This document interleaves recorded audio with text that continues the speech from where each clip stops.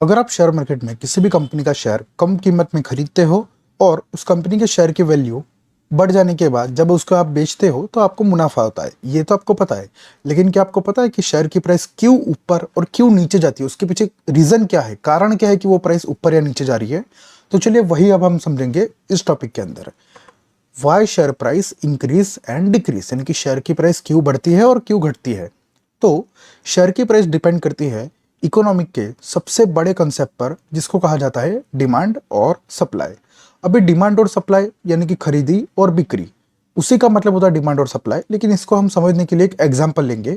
मान लीजिए एक एरिया में बहुत सारी अलग अलग लोगों की ज़मीनें हैं और कोई न्यूज़ आती है कि उस ज़मीनों के पास हाईवे बनने वाला है।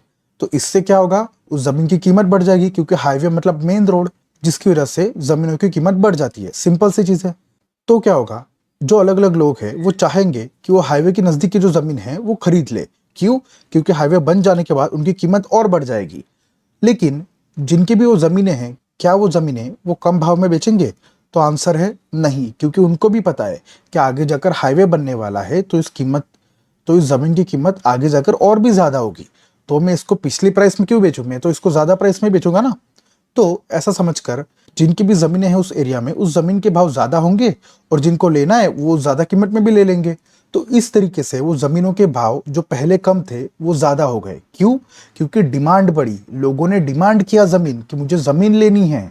क्यों? क्योंकि वहां पे हाईवे बनने वाला था, कुछ ना कुछ गुड न्यूज़ थी जिसकी वजह से उनको लग रहा था कि कीमत बढ़ेगी। ये सोचकर बहुत सारे लोगों ने ज़मीन खरीदनी है ऐसा डिमांड किया, जिसकी वजह से जिसके पास ज़मीन है उन्होंने भी उस ज़मीन को ज़्यादा कीमत में बेचा। तो ये होता है डिमांड। अभी आपको डिमांड समझ में आ गया है। अगर आपको सप्लाई समझना है तो उसी एग्जाम्पल को हम समझते हैं, लेकिन थोड़ा सा ट्विस्ट करेंगे। मान लीजिए वो जो हाईवे बनने की न्यूज़ है वो गलत न्यूज़ थी, यानी कि रूमर थे, यानी कि किसी ने गलत न्यूज़ फैलाई गई थी। तो जिन्होंने अलग अलग लोगों के पास से ज़मीन ले ली है, अभी वो तो फंस गए, क्योंकि उनको लग रहा था कि ज़मीन के पास हाईवे बनने वाला है, जिससे अगर मैं अभी इस ज़मीन को 1 करोड़ में ले लेता हूँ तो आगे जाकर इसकी कीमत 2-3 करोड़ तो हो ही जाएगी। लेकिन क्योंकि वो हाईवे नहीं बनने वाला, तो अब वो जो उनके 1 करोड़ है वो फंस गए हैं। क्यों? क्योंकि अभी कोई भी उस ज़मीन को लेने के लिए इतना डिमांड नहीं करेगा। क्यों? क्योंकि हाईवे बनने की जो न्यूज़ है वो तो गलत थी। तो जिनके पास भी वो ज़मीन है वो चाहेंगे कि उस ज़मीन को बेच दे। और जैसे कि हमने कहा बहुत सारी ज़मीनें आसपास, तो सब लोग चाहेंगे कि उस ज़मीन को बेच दिया जाए, क्योंकि उससे कुछ फ़ायदा नहीं होने वाला है। तो अगर उन्हें कोई भी खरीदने वाला मिलता है, तो खरीदने वाला अगर उनसे कम कीमत भी मांगे, अगर वो मांगेगा कि मुझे 80 लाख में दे दो, तो आपको देना पड़ेगा, क्योंकि आपने जो 1 करोड़ उसका भाव दिया था वो ये सोच कर दिया था कि इस ज़मीन के पास 1 साल के बाद में हाईवे बनेगा, लेकिन वो नहीं बना। तो आपने जो कीमत दी थी पहले 1 करोड़ वो बहुत ज़्यादा थी। लेकिन अभी क्योंकि वो नहीं होने वाला है, तो आपकी ज़मीन की कीमत भी घट जाती है। क्यों? क्योंकि बहुत सारे अलग अलग ज़मीनें हैं और वो भी बेचना चाहते हैं। तो अगर आप सामने वाले को आपकी ज़मीन 80 लाख में नहीं दोगे, तो वो किसी और की ज़मीन ले लेगा 80 लाख या उससे कम प्राइस में। तो ये होता है सप्लाई। क्यों? एक बैड न्यूज़ यानी कि बैड इफेक्ट की वजह से उस ज़मीन की कीमत कम हो गई। तो ये होता है डिमांड और सप्लाई का कंसेप्ट। तो यही कंसेप्ट शेयर मार्केट में भी काम करता है।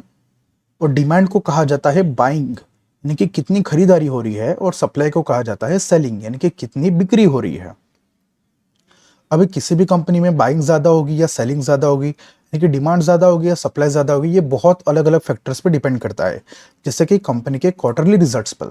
क्वार्टरली रिजल्ट क्या होता है, अगर आपको नहीं पता तो बता दे। जो भी बड़ी बड़ी कंपनीज होती है, पब्लिक लिस्टेड कंपनीज, उनको हर 3 महीने अपनी कंपनी में जो भी उनको मुनाफा हुआ, कितना लॉस हुआ, कितना प्रॉफिट हुआ, ये रिजल्ट्स निकालने पड़ते हैं।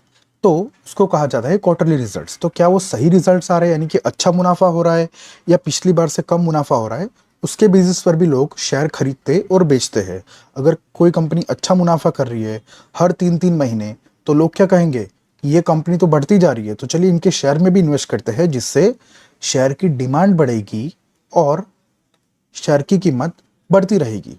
उसी तरह अगर बैड रिजल्ट आते हैं, यानी कि कंपनी नुकसान कर रही है, हर 3 महीने नुकसान बढ़ता जा रहा है, तो जिसके पास शेयर है उस शेयर को क्यों पकड़ के रखेगा? नहीं, वो समझेगा कि कंपनी ही नुकसान कर रही है तो शेयर की प्राइस भी गिरेगी।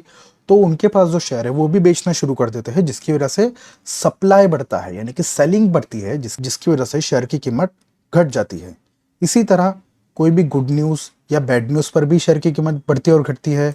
मार्केट सेंटीमेंट, यानी कि पूरे मार्केट में क्या हाल है, क्या मार्केट में क्रैश हो रहा है। जैसे कि आपने पिछली बार देखा, जो भी रशिया यूक्रेन की वॉर का न्यूज़ आया था, उस टाइम बहुत सारे कंपनी के शेयर गिरने लगे थे। क्यों? क्योंकि लोगों को लगता है कि रशिया यूक्रेन वॉर मतलब एक वॉर, यानी कि युद्ध की शुरुआत हो चुकी है। तो उतना डर होता है मार्केट में कि ये युद्ध की वजह से शायद सारा मार्केट ही क्रैश ना हो जाए, इनकी मार्केट पूरा गिर ना जाए। ये सोचकर लोगों के पास जो शेयर है वो बेचना शुरू करते थे, जिससे सप्लाई बढ़ जाती है, शेयर की कीमत घट जाती है। और टेक्निकल्स की वजह से भी शेयर की कीमत बढ़ती और घटती है, जो आपको आगे सीखने मिलेगा कि कौन से टेक्निकल से आपको पता चल सकता है कि शेयर की कीमत बढ़ेगी या घटेगी। आई होप आपको समझ में आया होगा कि क्यों डिमांड सप्लाई, यानी कि बाइंग और सेलिंग से शेयर की कीमत बढ़ती है और क्यों घटती है। और जो हमने आपको जमीन वाला एग्जांपल दिया वो एक परफेक्ट एग्जांपल है डिमांड और सप्लाई समझने के लिए। तो आई होप आपको समझ में आया होगा कि डिमांड और सप्लाई क्या होता है।